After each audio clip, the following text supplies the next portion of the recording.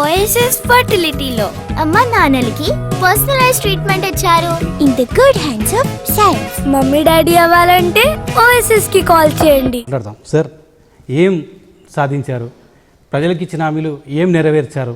ఈ విజయోత్సవాలు జరుపుకునే సమయంగానే మీరు భావిస్తున్నారా? ముందుగా ఎన్టీవీ ప్రేక్షకులందరికీ నమస్కారం.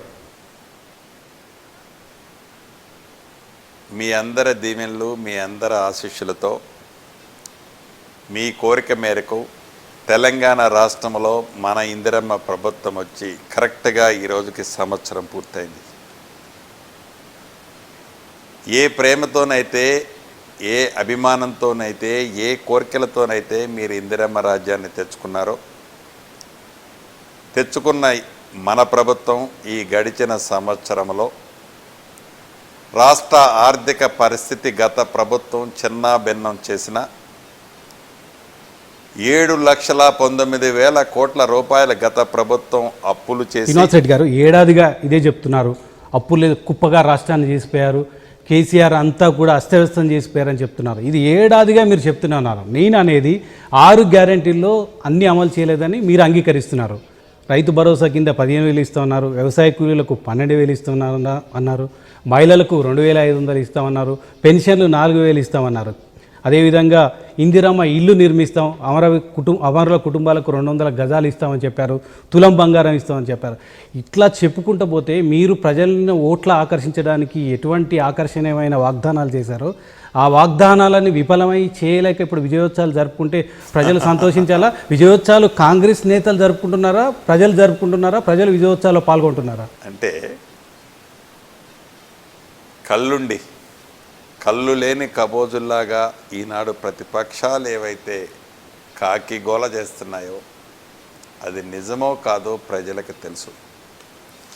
నిజం మీరు అన్నట్లు 2014 నుంచి 2024 వరకు ఆ 10 సంవత్సరాలలో అనేక వేదికల మీద అసెంబ్లీ సాక్షిగా ఈనాటి ఉప ముఖ్యమంత్రి బట్టి విక్రమార్క గారు ఆనాటి ఫ్లోర్ లీడర్గా క్వశ్చన్ వేసినప్పుడు ఆనాటి ప్రభుత్వము అప్పులు కేవలం మేము 3 లక్షల కోట్లే చేశామని ఆనాటి ప్రభుత్వం చెప్పింది మేము నమ్మాం. ప్రజల దీవెనలతో ఇందిరమ్మ ప్రభుత్వం వచ్చిన మొదటిలోనే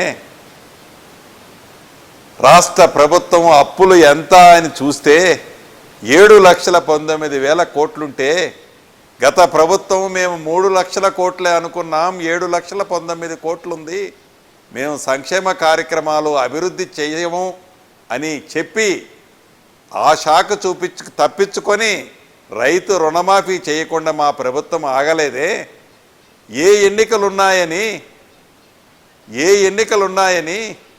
27 రోజుల్లో 21,000 కోట్ల రూపాయలు 25,65,000 మంది రైతన్నులకు రుణమాఫీ చేస్తే అది ఈ ప్రతిపక్షానికి కనిపించదా? శ్రీనివాస్ రెడ్డి గారు, ఇది మీ ప్రభుత్వం అధికారంలోకి రావడానికి ఆస్కారం ఇచ్చింది 6 గ్యారెంటీలు. ఈ 6 గ్యారెంటీలు మీకు ఇస్తున్నాను, మీరు ఒకసారి టిక్ చేసి ఈ 6 గ్యారెంటీల్లో ఎన్ని అమలు చేశారో ఒకసారి చెప్పండి. తప్పకుండా.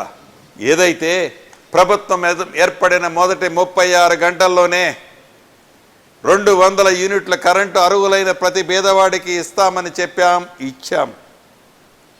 ప్రభుత్వం ఏర్పడిన మొదట్లోనే ప్రతి ఆడబిడ్డ ఆర్టీసీ బస్సులో ఉచిత ప్రయాణం అని చెప్పాం.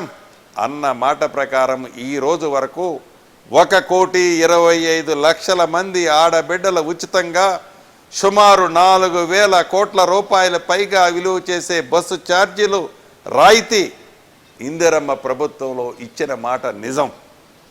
అంతేకాదు 500 రూపాయలకే గ్యాస్ ముద్దిస్తామని చెప్పాం. అన్న మాట ప్రకారం 500 రూపాయలకే ఉచితంగా ఇందిరమ్మ ప్రభుత్వంలో గ్యాస్ ముద్దిస్తున్నాం.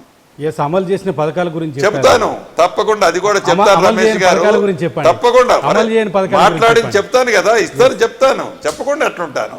ఇందిరమ్మ రాజ్యంలో ప్రతి పేదవాడికి ఇల్లిచ్చే కార్యక్రమానికి మొక్కుబడిగా శ్రీకారం చుట్టకుండా సైంటిఫిక్గా బెనిఫిషరీస్ని ఐడెంటిఫై చేసే కార్యక్రమం శ్రీకారం చుట్టాం.